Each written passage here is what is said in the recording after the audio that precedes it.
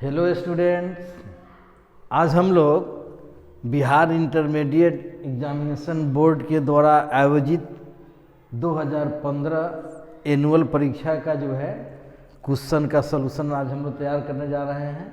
चलिए इसको ठीक से समझिए, सुनिए, बुझिए। हो सकता है कि इसमें से कोई क्वेश्चन रिपीट कर जाए जो आपके लिए परीक्षा के लिए फ़ायदेमंद हो सकता है। चलिए क्वेश्चन इस प्रकार से है। फर्स्ट जो सवाल हम लोग का है,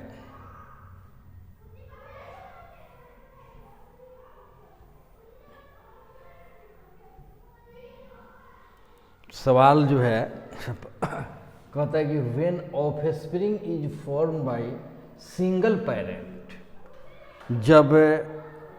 जब संतति की उत्पत्ति एकल जनक के द्वारा होती है, माने एक पेरेंट्स के द्वारा जब संतान की उत्पत्ति होती है तो क्या होता है?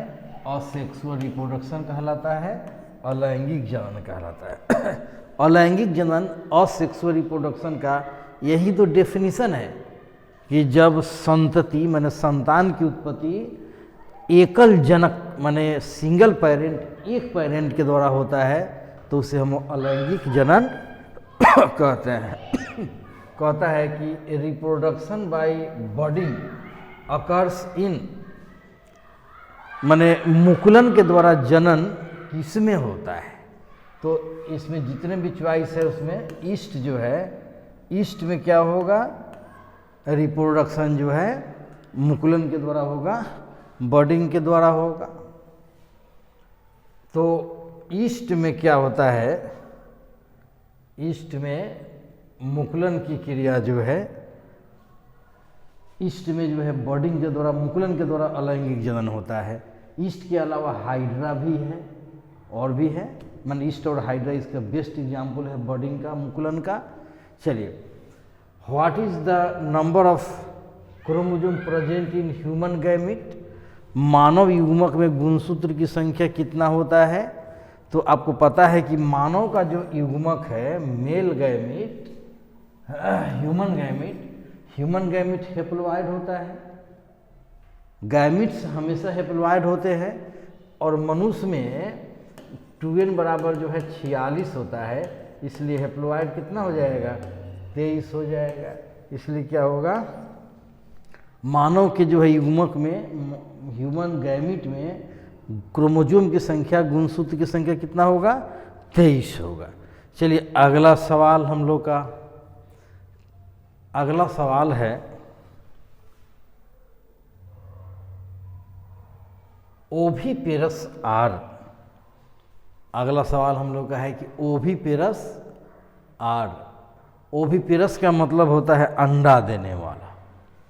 ओविपेरस चेकना है मतलब अंडप्रजक। अंडप्रजक ओविपेरस माने जो भी जंतु अंडा देती है उसको हम लोग क्या बोलते हैं? ओविपेरस, अंडप्रजक कहते हैं। उसका कौन सा एग्जाम्पल है? हेन, स्नेक माने मुर्गी, सांप, मगरमच्छ, सब अंडा देने वाली है। तो इसलिए एक्यूरेट आंसर क्या हो जाएगा?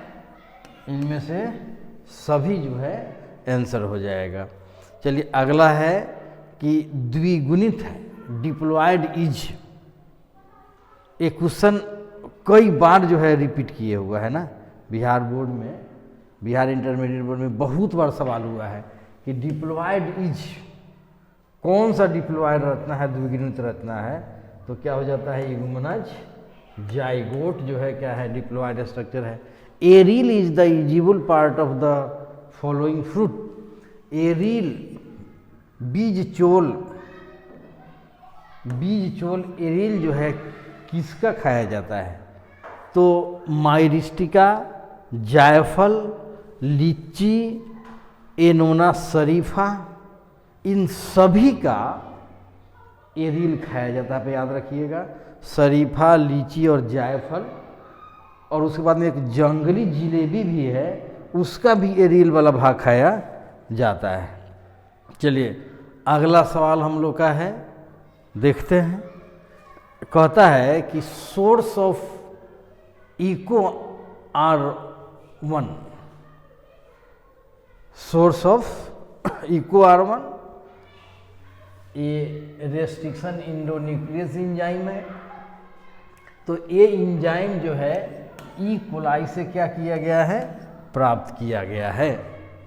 चलिए, indicator of SO2 pollution, sulphur pollution का जो है सूचक कौन है, SO2 प्रदूषण का सूचक कौन है, लाइकेन।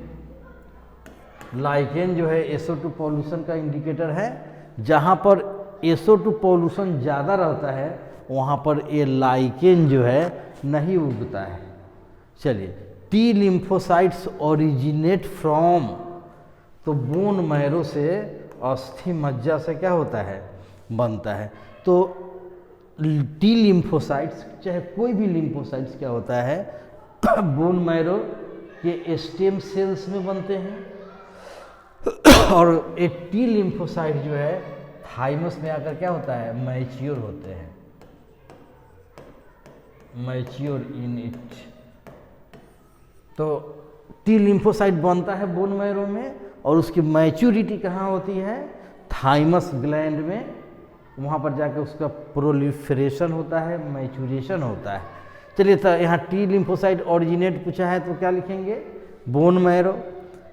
इस तरह से फिर हम लोग का अगला सवाल है कि honey is made by, honey is made by, शहद, मधु, हनी जो है का निर्माण कौन करती है। तो यहाँ पर क्या हो जाए, वर्कर हनी बी, कार्यकर्ता मधुमक्खी क्या करती है, मधु का, हनी का, शहद का निर्माण करती है। वर्कर मधुमक्खी ही, कार्यकर्ता मधुमक्खी ही फूल का जो है पराग, फूल के नेक्टर, ये सब क्या करता है, ग्रहण करके छाता में जो है जमा करती है, और वहीं जो है फिर शहद में बाद में क्या हो जाता है, कन्वर्ट कर जाता है, परिणत हो जाता है। इस तरह से शहद के निर्माण में किसका योगदान है, वर्कर, कार्यकर्ता मधुमक्खी का। चलिए, अगला सवाल है, सीमेन इज फ्रोजेन इन, सीमेन बीज को किसमें हिमीकृत किया जाता है। तो तरल नाइट्रोजन, लिक्विड नाइट्रोजन में सीमेन को क्या किया जाता है, हिमीकृत किया जाता है। -196 डिग्री सेंटीग्रेड तापक्रम पर जो है सीमेन या इस तरह के और भी पोलेंस का, सीड का, या किसी भी बहुमूल्य कोशिकाओं को, टिश्यू को, ऑर्गन्स को क्या किया जा सकता है, फ्रोजन किया जा सकता है, उसको प्रिजर्व किया जा सकता है -196 डिग्री सेंटीग्रेड तापक्रम पर लिक्विड नाइट्रोजन में। इसी को हम क्रायो प्रिजर्वेशन कहते हैं। इस पूरी प्रक्रिया के लिए हम लोग क्या शब्द यूज करते हैं, क्रायो प्रिजर्वेशन। तो इसीलिए सीमेन को जो है लिक्विड नाइट्रोजन में क्या करेंगे हम लोग, फ्रोजन करेंगे, हिमीकृत करेंगे। चलिए, अगला सवाल है कि which disease is found in हेन, मुर्गी में कौन सी मतलब बीमारी होती है। तो इसका नाम जो है रानीखेत आता है। चलिए, अगला सवाल हम लोग का है कि fusogen of protoplast culture, fusogen of protoplast culture is PEG। PEG जो है केमिकल्स का यूज जो है फ्यूजोजेन के रूप में किया जाता है प्रोटोप्लास्ट कल्चर में। इसके बाद में है oncology. Oncology is the study of, oncology किसका अध्ययन है। ऑन्कोलॉजी में सबको पता है, हम लोग बोले थे आप लोगों को, ऑन्को जहाँ भी शब्द मिलेगा, जहाँ भी शब्द मिलेगा ऑन्को, अब क्या समझ आइएगा, ऑन्को का मतलब कैंसर से रिलेटेड होता है। Onco means, onco means cancer. Onco का मतलब क्या हुआ, कैंसर। और लॉजी बने स्टडी, तो ऑन्कोलॉजी जो है स्टडी ऑफ कैंसर है। ऑन्कोलॉजी किसका अध्ययन है, तो कैंसर का है। यहाँ फिर ऑन्कोजिन्स, ऑन्कोज में ऑन्को मीन्स कैंसर, और जीन्स माने जीन, ऑन्कोजीन माने कैंसर के जीन को ऑन्कोजीन, कैंसर के स्टडी को ऑन्कोलॉजी, कैंसर के डॉक्टर को ऑन्कोलॉजिस्ट, इस तरह से शब्द हम लोग यूज करते हैं। जहाँ ऑन्को लगा है हम समझ जाएंगे कि इसका रिलेशन किससे है। चलिए अगला question, the floor of idli and dosa is made by the use of which microbe. Idli एवं डोसा का आटा किस सूक्ष्मजीव के प्रयोग से बनाया जाता है? तो ये ईस्ट है हम लोग का। आपको पता होना चाहिए कि सैक्रोमाइसिस सेरिविसियाई एक ऐसा ईस्ट है जिसका यूज जो है हम लोग पावरोटी बनाने में करते हैं, इडली डोसा ये सब चीज़ जो है, तो इसको बेकर ईस्ट भी कहते हैं। इसी का यूज हम लोग वाइन बनाने में भी करते हैं, इसीलिए जो है ब्रीवेर्स ईस्ट भी कहते हैं। ये सब चीज़ आपसे पूछा जाता है परीक्षा में। चलिए, Ti plasmid found in Agrobacterium tumefaciens. Agrobacterium tumefaciens में जो है क्या होता है? टीआई प्लाज्मिड पाया जाता है। चलिए अगला सवाल कहता है कि एग्रोज is extracted from, एग्रोज is extracted from, एग्रोज जो है प्राप्त किससे प्राप्त किया जाता है? एग्रोज एक्सट्रैक्टेड फ्रॉम, तो सीवीड समुद्री घास, समुद्री घास से हम लोग क्या करते हैं? प्राप्त करते हैं। फिर अगला सवाल है सेक्सुअली ट्रांसमिटेड डिजीज, तो मीजल्स, खसरा, टीबी, गोनोरिया, टाइफाइड। तो गोनोरिया क्या है? एसटीडी यौन संचारित रोग है गोनोरिया। आनुवंशिक कूट में कितने कूट होते हैं? How many codons are present in the inheritance codon? तो आपको पता है कि 64 जेनेटिक कोड होते हैं, तो कितने हो जाएंगे? 64। चलिए नेक्स्ट सवाल हम लोग का है कि person suffering from colour blindness, a person suffering from colour blindness cannot recognize, माने रंग वर्णता में रोगी नहीं पहचान पाता है, लाल और हरा रंग को नहीं पहचान पाता है। उसके बाद में operon model was proposed by, operon model किसने प्रस्तावित किया?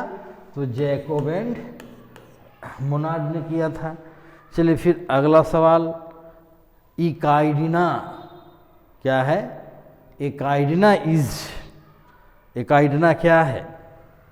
तो इकाइडिना जो है हम लोग कनेक्टिंग लिंक के रूप में पढ़े थे, योजक कड़ी के रूप में पढ़े थे कि इकाइडिना जो है, इकाइडिना, इकाइडिना है क्या?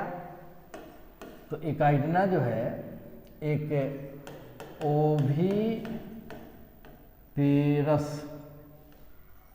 ओविपेरस मैमल्स है, माने अंडा देने वाला स्तनधारी। इकाइडिना जो है, इकाइडिना का दूसरा नाम है क्या?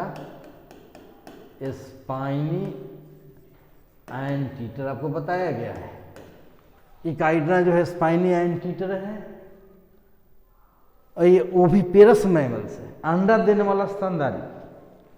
तो मतलब ये स्तनधारी है जो मैंने इसके शरीर से मिल्क भी प्रोड्यूस होता है और ये अंडा भी देती है, दूध और अंडा दोनों देती है।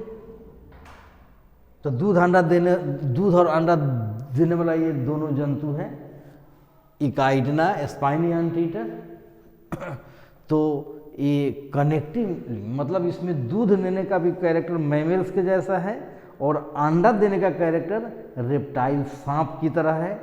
तो इसलिए एक कनेक्टिंग बिटवीन किसके कनेक्टिंग लिंक है, किसके बीच का है? चलो आंसर तो पहले हम लोग का हो जाएगा योजक करी। तो किसके बीच योजक करी ये भी पूछ सकता है, तो क्या बोलेंगे? रेप्टाइल्स एंड मैमल्स, रेप्टाइल और मैमल्स दोनों के बीच की कनेक्टिंग लिंक है, योजक करी है इकाइडिना, स्पाइनी एंटीटर, याद रखिएगा। Which one of the following is insectivorous plant? कीटभक्षी, कीटभक्षी पौधा इंसेक्टिवोरस प्लांट, जो पौधा कीट का भक्षण करता है, कीट को खाता है, उसको हम लोग क्या कहते हैं? तो ड्रोसेरा और नेपेंथिस, ये दोनों कीटभक्षी पौधा का उदाहरण है, इंसेक्टिवोरस प्लांट्स का उदाहरण है। चलिए, अगर रेगुलेशन ऑफ स्पर्मेटोजेनेसिस, शुक्राणु जनन का नियंत्रण किसके द्वारा होता है?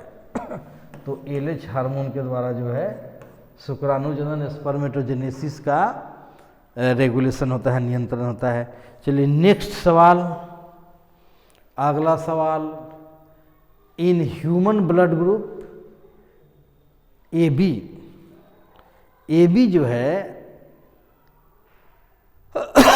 AB ब्लड ग्रुप वाला जो है उसमें क्या नहीं रहता है? तो AB ब्लड ग्रुप का अगर कोई व्यक्ति है, उसका ब्लड का हम फिल्म तैयार करते हैं, तो देखते हैं कि उसके RBC के सतह पर दोनों एंटीजेंस पाए जाते हैं।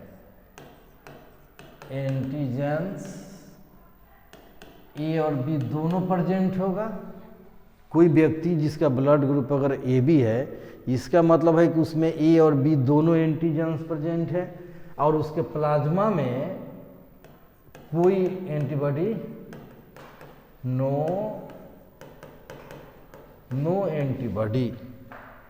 एंटीबॉडी उसमें नहीं होता था। जो व्यक्ति ब्लड ग्रुप AB वाला होता है उसमें कोई एंटीबॉडी नहीं होता है। तो इसके अनुसार चॉइस हो गया कि antibodies are absent in the blood group AB। यदि एंटीजेंस ब्लड ग्रुप O वाला में एब्सेंट होगा। चलिए, which vitamin present in the golden rice? Golden rice में जो है क्या है? हाँ, विटामिन A जो है क्या है? ज़्यादा मौजूद है। ये गोल्डन राइस जो है ट्रांसजेनिक राइस है, जिसमें विटामिन A की प्रचुर मात्रा है।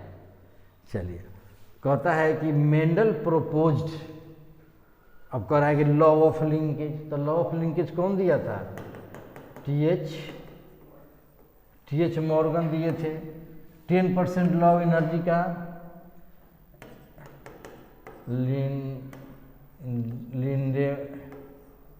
लिंडेमैन। लॉ ऑफ इनहेरिटेंस कौन दिए? मेंडल। ये सबको पता है, इसमें ज़्यादा नहीं है। कह रहा है कि which of the following is helpful in the improvement of soil. Soil को जो है सुधारने के लिए, इम्प्रूव करने के लिए किसका यूज करते हैं? तो बायो फर्टिलाइजर्स। बायो फर्टिलाइजर की परिभाषा ही होती है कि वह ऐसा सूक्ष्म जीव जो भूमि में रहकर भूमि की उर्वरा शक्ति को, भूमि की सॉइल की फर्टिलिटी को क्या कर दे? बढ़ा दे, उसको बायो फर्टिलाइजर कहते हैं। तो इस तरह से हम लोग का जो है इतना सवाल जो है पूछा गया, जिसका हम लोग डिस्क्रिप्शन के साथ इस सब का आंसर देखे हैं। इसको आप लोग खूब बढ़िया से पढ़िए, देखिए। चलिए, इतना है। अब फिर अगले हम लोग वीडियो में अगले साल का जो है क्वेश्चन को सोल्व करते हैं। चलिए, ठीक है।